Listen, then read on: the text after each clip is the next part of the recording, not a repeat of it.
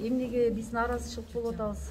2 айдан бери биздин эрлерибизди ушул жерде камап отурган аз келгенсип, бүгүнкү күндө эң жаман шарттуу камераларга киргизип, психологиялык жагынан абдан кандай десем, басым жасап, мына бүгүн сотко келип биз катыша баштадык. Бүгүнкү күндөн баштап ошого отурган адамдар айтып атышат, ушундай шарттарыбыз начар, отурган жерибиздин терезебиз жабылбайт, плесень, көк, сырость, муздак, ушундай шартта барбы ошондо отургузганга жараша анда кылгыла жакшынакай шартын түзүп бергиле. Эртең алардын ден соолугуна, аманчылыгына ким бизге кепилдик берет?